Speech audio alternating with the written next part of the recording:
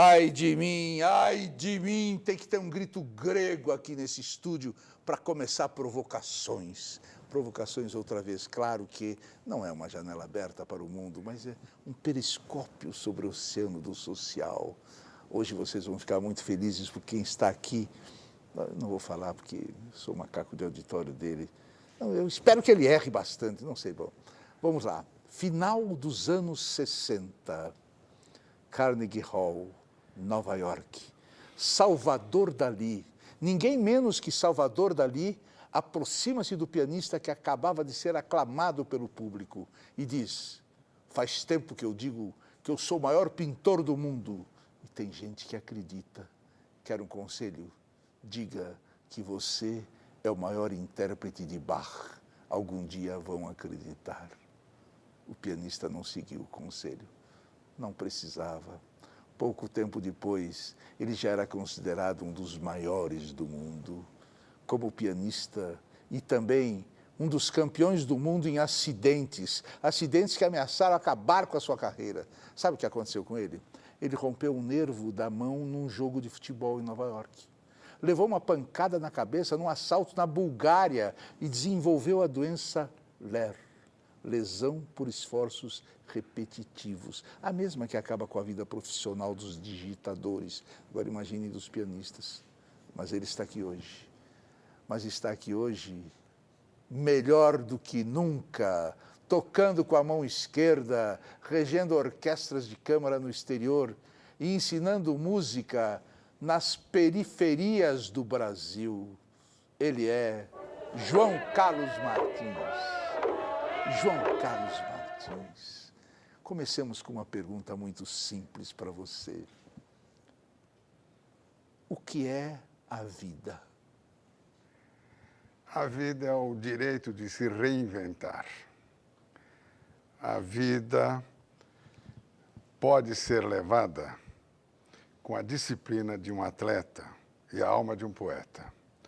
No momento que você tem uma missão, você acha que você recebeu um dom e você acha que você tem que devolver aquele seu dom para todos, você, sempre que você perde, sempre que você erra, você pode ter o direito de se reinventar.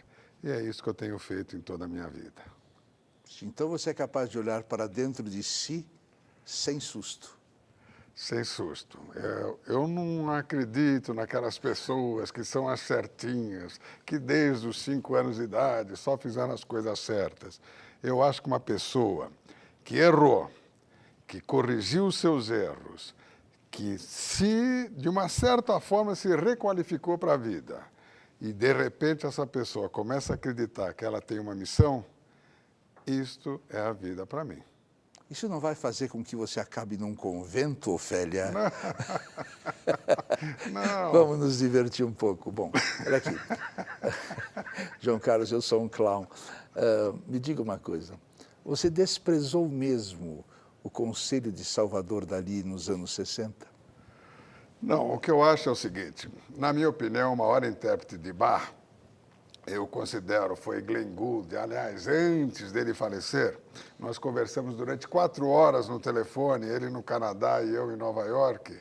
E nessas 4 horas nós conversamos, isso foi no ano de 1982, nós conversamos 10 minutos sobre Bach e 3 horas e 50 minutos sobre Bolsa de Valores, imagine você. E ele era um gênio na música, talvez o maior gênio do século XX. Então, no momento que eu comecei a interpretar a obra de Bach, o que eu pensei?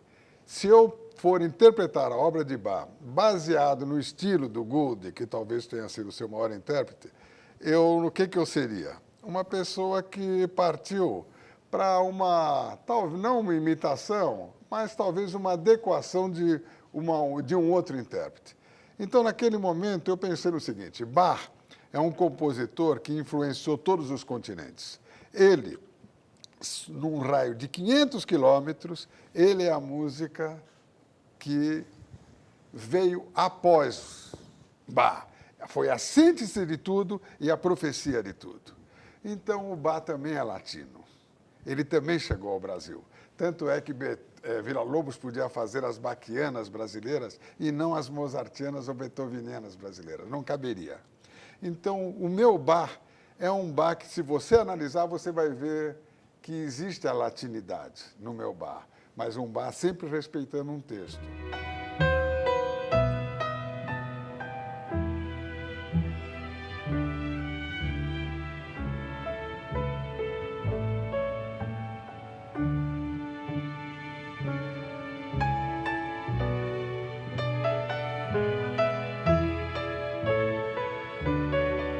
Regente da English Chamber Orchestra, como faz se não consegue segurar a batuta e nem virar as páginas da partitura? Bem, só para você ter uma ideia. Aliás, eu não virei a página de uma partitura no dia que você pediu uma assinatura minha para salvar o TBC. Naquele dia. Um parênteses agora, um parênteses. Essa história eu faço questão de contar. Tá bom. A vida que eu considero uma causa perdida sempre. Eu era diretor do Teatro Brasileiro de Comédia, depois daquela grande fase. Eu não tinha dinheiro, eu aluguei um teatro, tinha 4 salas funcionando, era uma barbaridade, nada dava. Mas assim, lançamos o Fagundes, que deu certo, A Morte Acidental do Anarquista. Aí o que aconteceu? Eu não tinha dinheiro. E o dono do prédio disse: nós vamos tirar o senhor e vamos abrir um supermercado.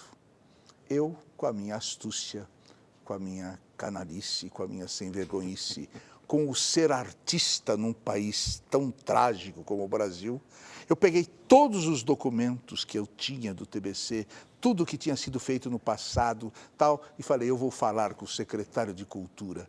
E peguei os papéis e fui até o secretário de Cultura. Peraí, não pode entrar, ele está ocupado. Não. Falei, eu vou entrar, foda-se. Abri a porta do secretário de Cultura, ele estava tocando piano com as 2 mãos. Bach. Eu entrei, sentei numa cadeira ao lado, fiquei esperando uma pausa e falei, quando eu terminar de tocar com a mão esquerda, assine com a direita isto, que é o tombamento do Teatro Brasileiro de Comédia. Se você não assinar, o teatro vai virar um supermercado. E ele assinou. E o TBC está aí. Muito obrigado. Então, eu digo uma coisa para você. Eu me lembro desse dia, nós estávamos falando de virar páginas.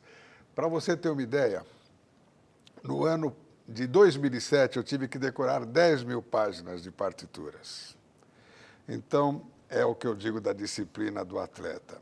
Eu acordo de manhã e começo a andar e memorizar as páginas daquilo que eu tenho que reger. Ao mesmo tempo, já me perguntaram, mas podemos colocar um computador e você vai apertando com o pé, mas a emoção é muito maior na hora que você memorizou. Então, foram 10.000 páginas que eu tive que decorar. E eu nunca desisti, no fundo. Só para você ter uma ideia, dia 26 de dezembro, depois de tantos percalços, voltei a fazer operação na mão direita para poder continuar com 1 ou 2 dedos tocando piano com a mão direita. E, ao mesmo tempo, foi feita a aplicação na mão esquerda. E dia 11, pela primeira vez, você não pode imaginar a sensação, Abujamra, de repente, estar com a mão aberta depois de 5, 6 anos. Que coisa fantástica. Se você ver qualquer entrevista minha nesses últimos 7 anos, eu estou assim. E eu sempre regi com esse dedo, praticamente substituindo a batuta. E pela primeira vez eu estou com a mão aberta. A emoção que eu tive nesse ano, nesse mês de janeiro, que eu pude tocar com a mão esquerda, aliás, dia 11 de março, vou tocar com a mão esquerda na Sala São Paulo. Mas eu estou avisado pelos médicos que pode ser o caso daquele filme que eu assisti, de uma pessoa que era cega, um grande ator. Ele passou a enxergar, mas aos poucos ele foi avisado que ele ia voltar a ser cego. Então ele aproveitou aqueles momentos como nunca. Eu estou aproveitando esses momentos como nunca. O primeiro dia que eu toquei foi no dia do aniversário da cidade de São Paulo. No momento que eu cheguei no piano e eu vi que eu podia tocar com a mão esquerda e fazer música... Enlouquecedor. É um negócio assim muito forte. Você veio aqui para mostrar que nós todos somos medíocres ao teu lado, é isso. Tá bom, tudo bem.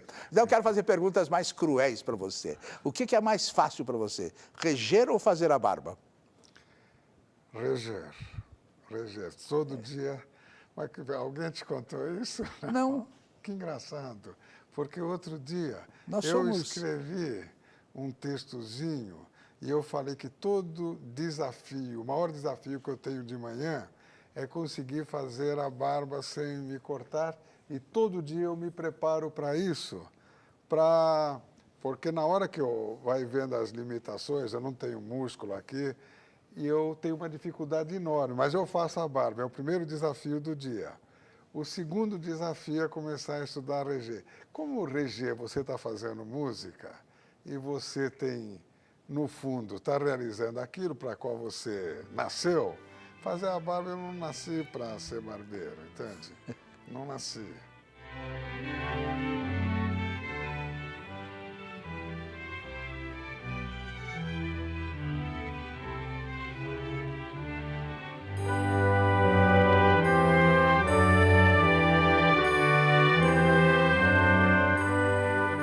Muita gente que diz que eu estou muito mais para choque elétrico do que para psiquiatra.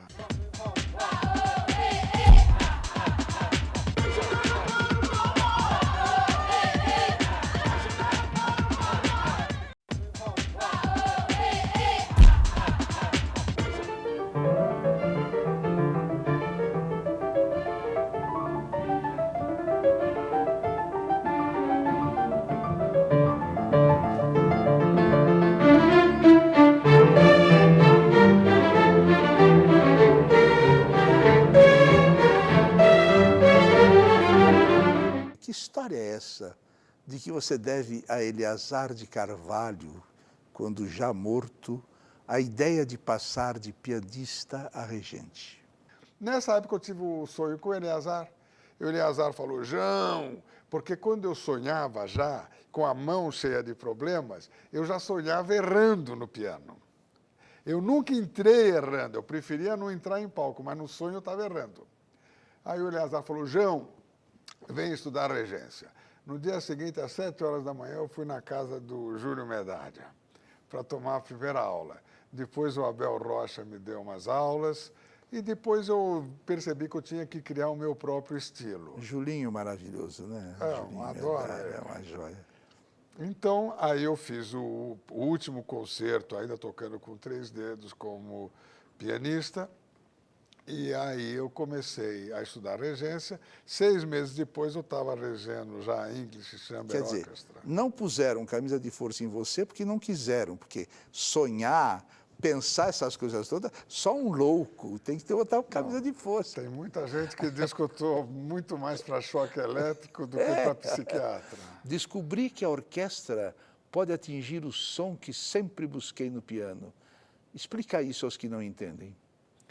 Eu considerei sempre a minha interpretação, eu sempre procurei fazer do piano como se fosse uma orquestra.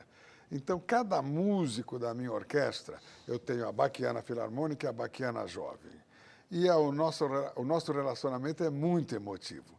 Eu fiz de cada músico como se fosse uma tecla de um piano. E esses músicos, eu procuro fazer deles o meu piano. Assim, eu nunca perdi a minha relação. Agora, você pode imaginar, quando eu fiz o primeiro concerto da minha orquestra no Carnegie Hall, em 2007, dia 6 de janeiro de 2007, eu falei para a minha orquestra, no dia que eu comecei, nós seremos a primeira orquestra brasileira a pisarmos no Carnegie Hall, nós seremos os primeiros. E para lá nós fomos. E aí o teatro estava lotado, entrou o piano, e eu comecei a tocar.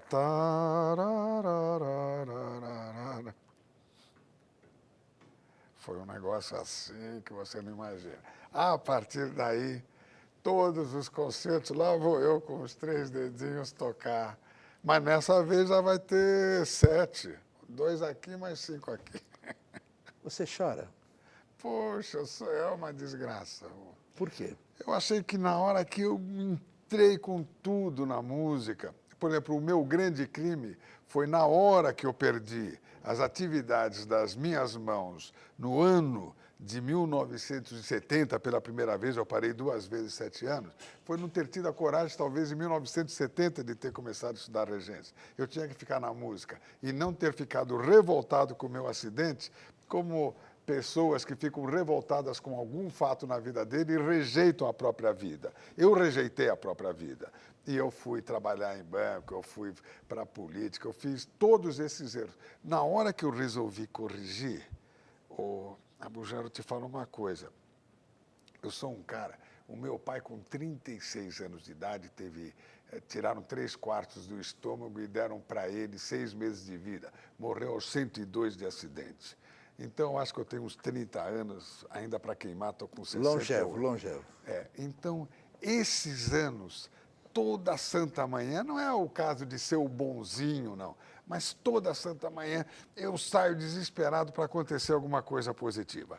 Quando eu atravesso aquelas grades da Fundação Casa da FEBEM, da antiga FEBEM, você não imagina os momentos de emoção que eu tenho. Eu conto uma história que eu digo que tinha um velho que um amigo falou para ele: por que você economiza tanto dinheiro se depois seus filhos vão gastar tudo? Ele falou: quem diz que eu não tenho mais prazer em economizar do que eles vão ter em gastar? Então eu digo, o prazer que eu tenho hoje na vida de correr a periferia de São Paulo, assistir, às vezes é muito maior do que qualquer outra atividade que eu pudesse ter aos 68 anos, de um aposentado para lazer. Então, é o prazer que dá na vida de você, cada dia, criar alguma coisa. Te cito uma história de um garoto que chegou para mim e pediu R$10 para comer, um estudante de violino, ótimo. E ele falou: estou com fome. Eu falei: mas com o seu talento... Bem, nós temos que montar uma forma e você esquece, nunca mais vai pedir os 10. 2 anos e meio depois, esse rapaz estava sentado no Carnegie Hall tocando comigo. Então, tem cenas tão fantásticas. Você chorava o tempo todo com isso? Eu, por exemplo, hoje eu prometi que eu venho aqui sem chorar. Não vai chorar. Porque sempre que eu faço palestra, quando eu conto, é uma coisa, por exemplo, uma pessoa regendo uma quinta de Beethoven. Ele tem que ter a mesma emoção todas as vezes. Você, no teatro, você tem a emoção sempre que você está repetindo aquela cena.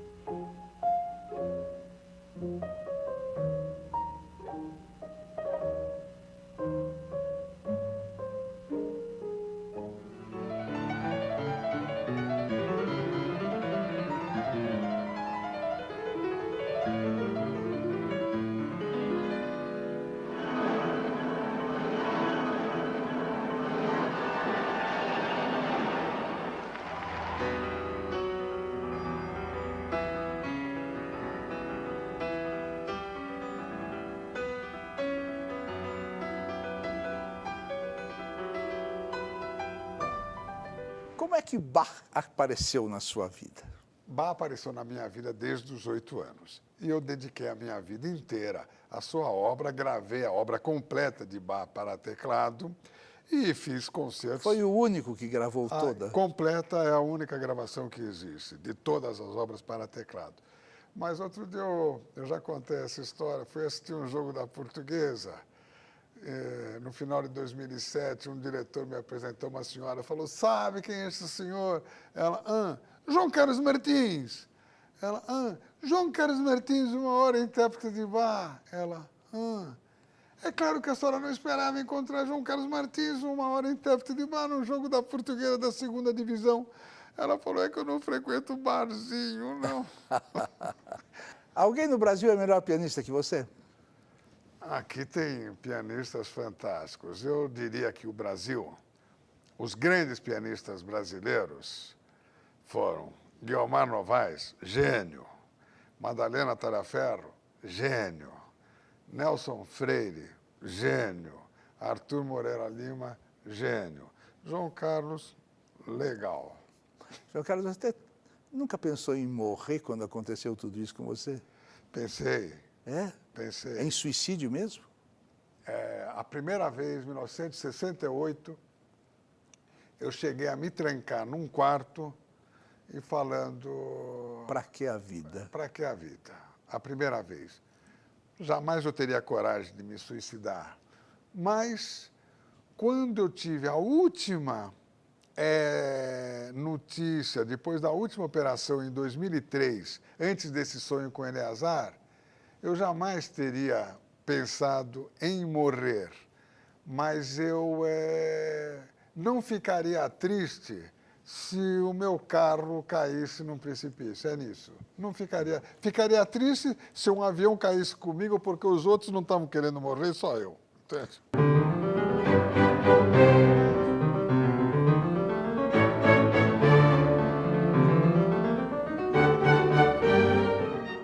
Agora, tem uma história que nunca foi contada e que eu vou contar.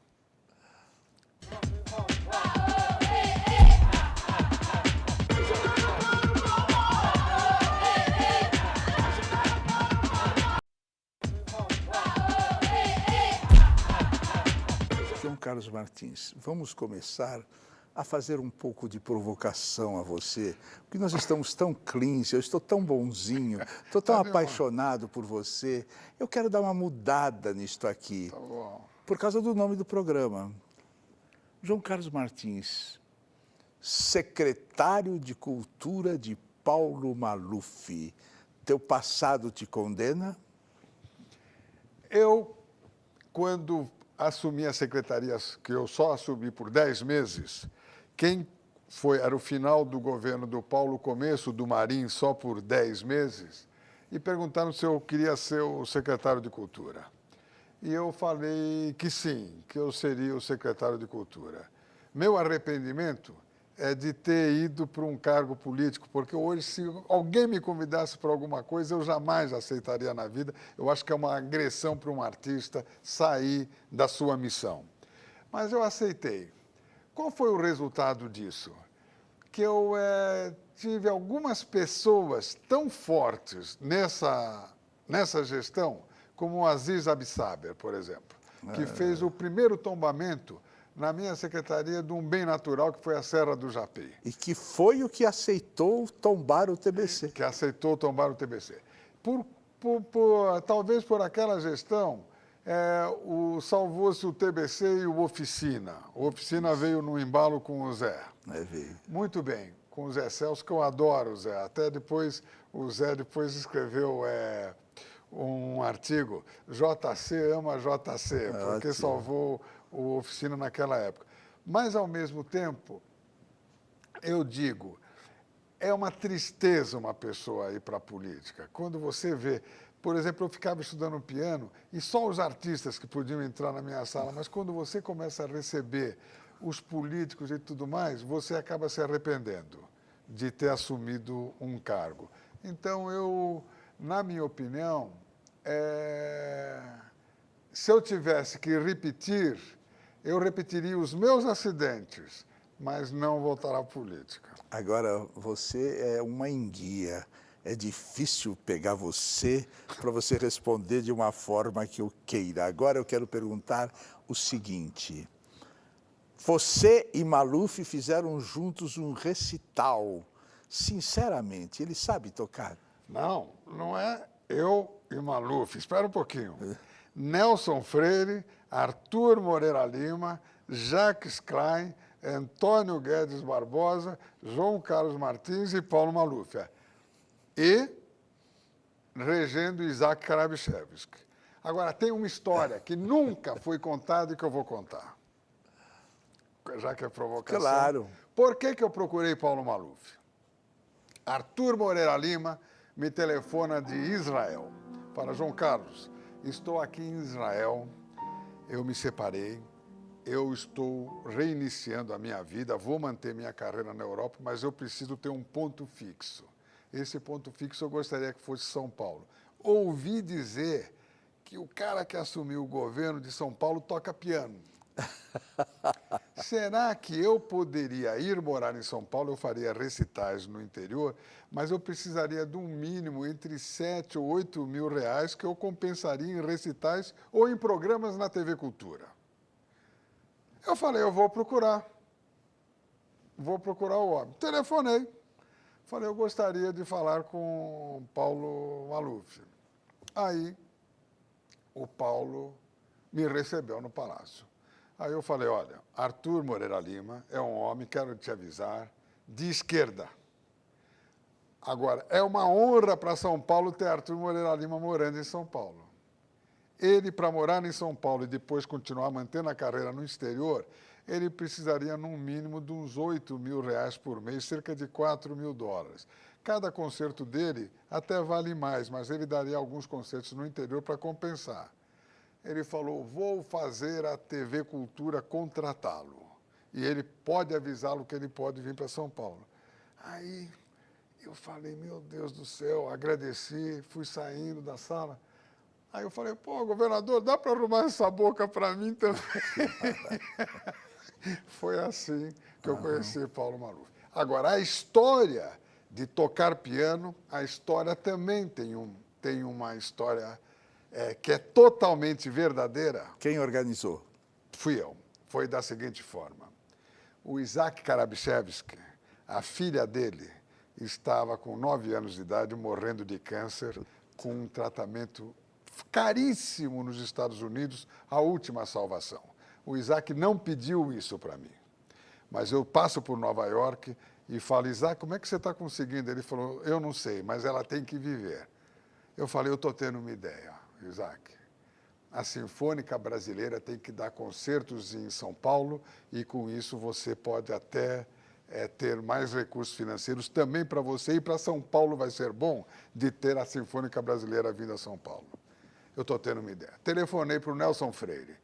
Falei, Nelson, você topa tocar o Hexameron de Liszt com o Paulo Maluf? O Nelson falou, pô, quem vai tocar? Eu falei, o Arthur, eu, o Antônio Guedes, o Jacques Frey, eu vou pedir para todos.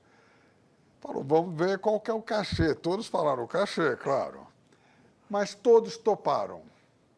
E o Isaac topou reger e a Sinfônica Brasileira veio. E o Paulo Maluf tocou a parte mais fácil, que era uma peça chamada Chopin. Cada um tocou cada pauleira do cão e a dele era... Aí aconteceu até uma coisa engraçada. Antes de entrar em palco, cada pianista tem a sua mania. Eu, por exemplo, fazia assim, Um relaxamento. o Jacques puxava os dedos, o Nelson fazia. E, de repente, eu vi o Paulo Maluf andando de um lado para o outro. Aí o Jacques Klein falou para mim, João, o homem está nervoso, como é que vai ser? Aí o Arthur falou, treino é treino, jogo é jogo. Aí eu peguei e falei, olha, Paulo. governador, eu chamava de Paulo, falei, Paulo, quero te dizer uma coisa, o Arthur está preparado, se der uma zebra para você, ele vai cobrir. É fácil, mas você pode...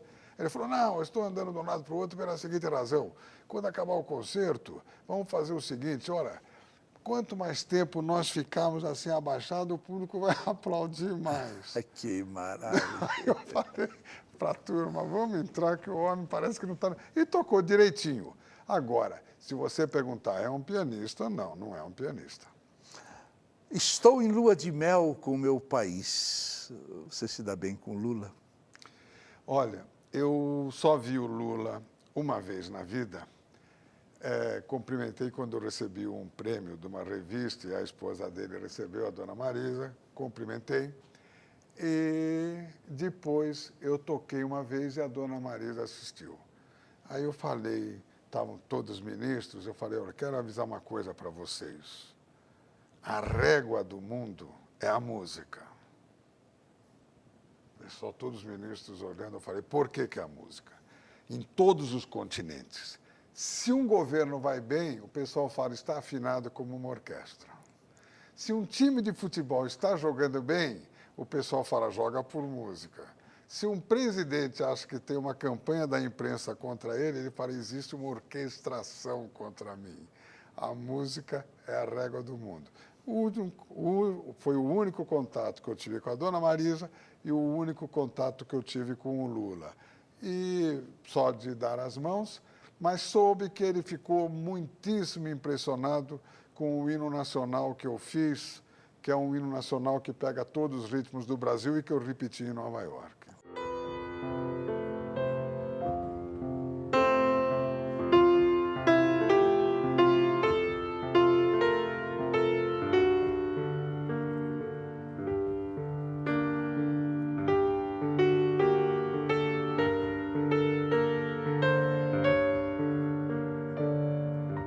Hoje a arte da composição está passando por um período mais difícil.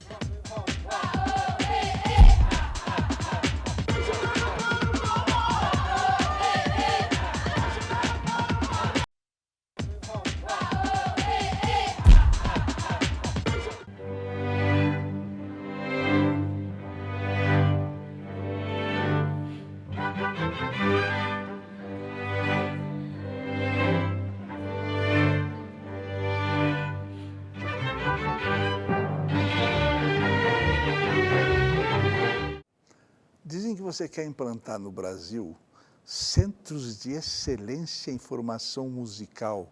É um projeto venezuelano, é coisa do Chávez? Não, existe um projeto. Eu, por exemplo, sempre digo, o Guri, um projeto fantástico para a inclusão social. Mas depois de gastar durante 10 anos, quase nenhum músico saiu do Guri. O projeto venezuelano, que existe há 30 anos, já deu centenas de músicos para o mundo, inclusive o atual regente da Los Angeles Philharmonic. Então, eu comecei nesse ano, São Paulo é uma orquestra. E eu vou, para você ter uma ideia, às 7h30 da manhã eu saio com minha orquestra de ônibus para a periferia de São Paulo, ônibus que nem pode ter ar-condicionado, porque passam por fiações baixas. E nós começamos a fazer detectação de talentos. Então, o que é o resultado? De cada 100 pessoas, 70, 80, no fundo, farão parte de um público. Uns 15 poderão ser, 10 serão músicos, talvez amadores. Uns 10 poderão ser profissionais. E dentro desses 10 nós podemos encontrar um diamante. Aquele diamante a gente vai lapidar. Agora, me diga uma coisa. Como é que é para você, um homem dos jardins, trabalhar na periferia? É bárbaro, é bárbaro. Se não fosse músico, o que você gostaria de ter sido? Sabe que todo jogador de futebol gosta de cantar e todo artista gosta de jogar futebol. Eu adoraria ser jogador de futebol, mas nunca tive talento para isso. Ou agora estou até gostando de escrever. Eu acho legal sempre a palavra jogo, né? The play. O jogo, o Walter Benjamin diz que o jogo é um corpo a corpo com o destino. É maravilhoso isso. Walter Benjamin foi a pessoa que mais me ajudou pela teoria do Golden Section, não só em qualquer obra de arte, mas também na música. Assim, tudo aquilo que eu interpreto é procurando aquilo, porque o Walter Benjamin ele fala sobre o que o narrador significa na história. E ele foi o que mais estudou Leonardo da Vinci, com o Golden Section que o Leonardo da Vinci falava. Então, sempre que eu pego uma música, eu vou até aquele ponto que é a hora que o público chora. Saiu um livro agora dele deste tamanho, 1.400 páginas, eu comprei, R$210, roubei para comprar. Aí tal, 1860, ele ficou na biblioteca anos para mostrar passagens, Paris. Para ele, passagens é uma coisa assim, por exemplo, o teatro e as mulheres da noite levantam 3 vezes a saia por noite. No teatro, o pano só levanta uma vez. Ele é um livro monstruoso, não dá para largar, é fantástico. O grande autor que descobriu Bach. E qual é o que você ainda não descobriu? Bem, eu acho que eu tenho um caminho longo para seguir. Hoje eu estou regendo muito mais Beethoven, estou regendo Beethoven. Eu sempre dizia para o Pelé, eu falava, Pelé, você fala que Deus criou Beethoven para a música e Pelé para o futebol. Passa a falar que Deus criou Bach para a música e Pelé para o futebol, porque Beethoven é o Maradona. É quase igual, mas não é você. Mas Que hoje eu já tenho maravilha. dúvidas, porque realmente, quando você vê a riqueza em Beethoven, cada vez eu estou mais entusiasmado, é tanto que vou fazer as 9 sinfonias agora. Ah, essa eu quero ver. A música é a alma da geometria. Paul Claudel. Explica, se for o caso. Por que a música é a alma da geometria? Por exemplo, eu sempre digo, Bill Gates pode lutar até o fim da vida, ele nunca vai conseguir fazer um computador com alma, porque o único computador com alma que existiu foi Johann Sebastian Bach. Se você pegar a música de Bach, é pura geometria, com uma diferença, tem alma. Você sabe o que o Gilberto Mendes diz no livro dele? Wagner era pop. Claro. Né? Bom, na primeira metade do século passado, Villa-Lobos, Camargo Guarnieri, Guerra Peixe, Cláudio Santoro, e depois? Bem, nós tivemos esses compositores fantásticos. Aliás, eu digo sempre que o mundo tem ciclos romanos e gregos. Nós tivemos um ciclo grego com os grandes compositores. Hoje a arte da composição está passando por um período mais difícil. Nós estamos vivendo muito mais da interpretação, a interpretação dos grandes mestres. Então, com compositores, hoje, claro, nós temos um Almeida Prado, um compositor fantástico, temos o Mateus Araújo, um compositor do norte do Brasil, que mora em Belém do Pará, temos alguns compositores, mas está para aparecer um novo Villa-Lobos, sem dúvida alguma. Está custando, né? Mas vai chegar lá. João Carlos Martins, qual é o grande equívoco que as pessoas cometem ao falar sobre você? O grande equívoco que as pessoas cometem ao falar sobre mim, é chato eu falar isso, é não me conhecerem. Porque as pessoas que eu conheço, depois que eu conheço, geralmente, todas as minhas amizades são de muitos anos. Eu acho que as pessoas, quando tiveram, por exemplo, quando eu fui para a política, que teve noticiário de jornal, muitas pessoas guardaram isso como referência. Então, por exemplo, eu tenho um ato negativo de uma pessoa como uma referência para mim. Eu gosto, antes de falar qualquer coisa, por exemplo, hoje, você pensa num Neschling, por exemplo, que está passando por um inferno astral. É um cara que tem o seu lado errado, o seu lado até com uma certa prepotência, mas tem um lado tremendamente positivo de ter formado uma OSESP, de ter convencido políticos a encarar a música e a cultura como teriam que ser encarada, como teria que ser encarada. E tem o seu lado negativo. Eu prefiro sempre esquecer o lado um pouco negativo e pensar no lado positivo. Então, eu gostaria que as pessoas me esquecessem as minhas coisas negativas. Você falou do lado administrativo do Neschling, fala do lado talento do Neschling. Ele é um ótimo regente, se bem que eu considero o maior regente brasileiro, o Isaac Karabichevsky. Certeza ou a dúvida? O que eu prefiro sempre a certeza, nunca a dúvida. Você devia idolatrar a dúvida, João Carlos, idolatrar a dúvida. Mas, ordem ou caos?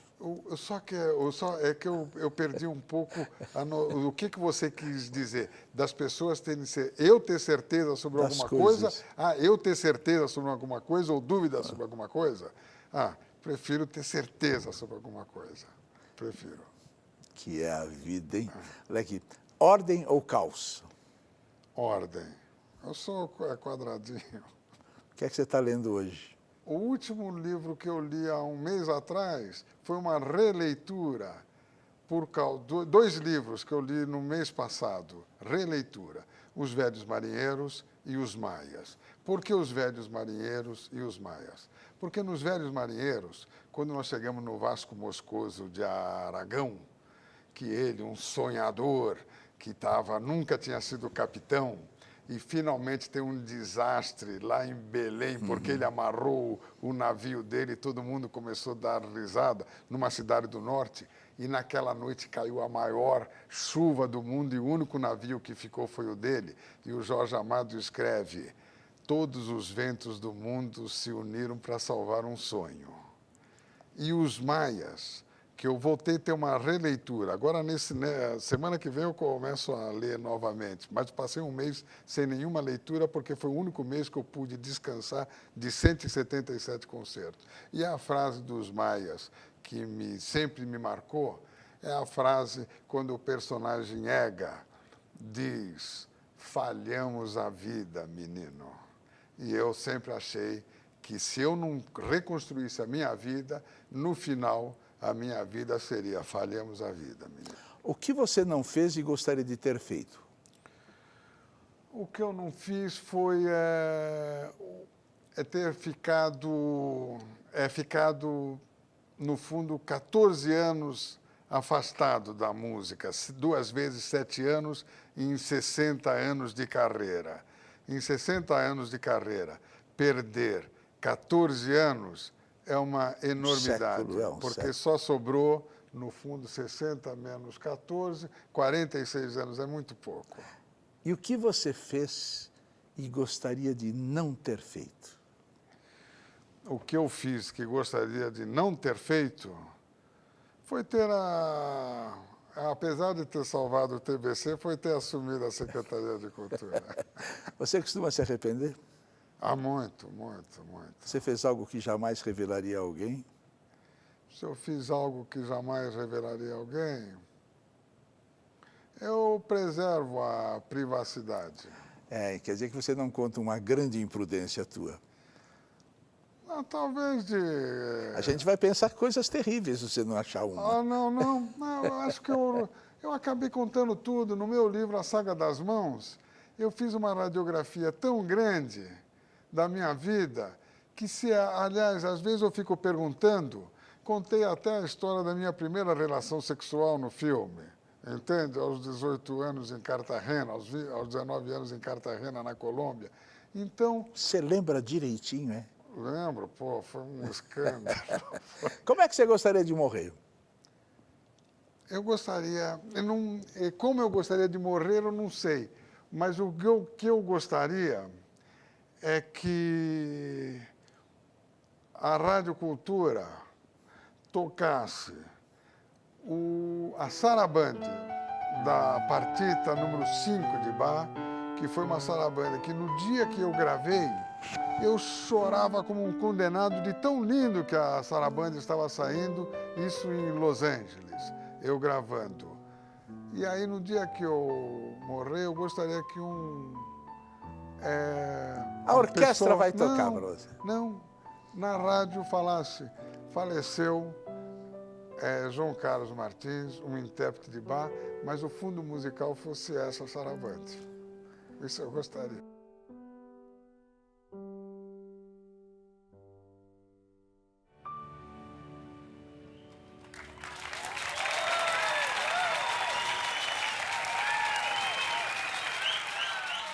Digamos que em um determinado momento da sua vida, você gostaria de ter falado alguma coisa, por exemplo, sobre a periferia, o que é isso, o que é aquilo, e você não tenha usado isso. Esse programa é um programa de maior liberdade da televisão brasileira. Isso aqui é um absurdo. A gente pode falar o que quiser que não acontece. É que pouca gente vê também, mas é fantástico, entendeu? A gente recebe muito bem. Então, você olha para aquela câmera, para terminar, e diz tudo o que você quiser dizer. O que eu quero dizer é que eu... hoje fiquei muito emocionado por estar ao seu lado. Por estar ao seu lado. É chato você ouvir isso porque você detesta esse tipo de coisa. Não transforme em programa da Hebe, João Carlos, não vou, fala lá. Eu vou falar por que está ao seu lado. Porque tem umas 5 pessoas na minha vida que eu precisava encontrar novamente. Essas 5 pessoas foram da maior importância na minha vida, porque eu fiquei pensando qual seria o julgamento dela a meu respeito. E você é uma das 5 pessoas. Estou falando isso com o meu coração aberto para você. Calma. olha para lá e fala sobre a periferia, o que você quer fazer na periferia, que eu acho melhor para as pessoas te ouvirem, porque essa paixão sua por mim, eu já vou começar a tirar a roupa aqui. Fala. Bem, o que eu quero dizer é o seguinte, cada vez que eu saio da periferia de São Paulo, a orquestra sabe disso, eu entro no ônibus e o pessoal percebe que eu estou com lágrima nos olhos. Então, nesse momento, eu vejo que a música pode fazer a diferença. E eu quero que a música, que eu falei que é a régua do mundo, ajude a fazer a diferença na periferia de São Paulo. É isso. Dá um abraço, que a única coisa falsa desse programa é o abraço.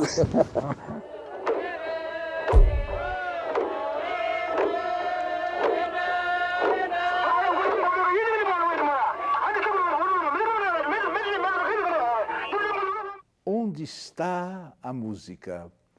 Você pode encontrá-la nas cordas vibrando, no bater dos martelos, nos dedos que tocam as teclas, nas notas escritas, na partitura e até nos impulsos do cérebro do pianista. Mas são apenas códigos.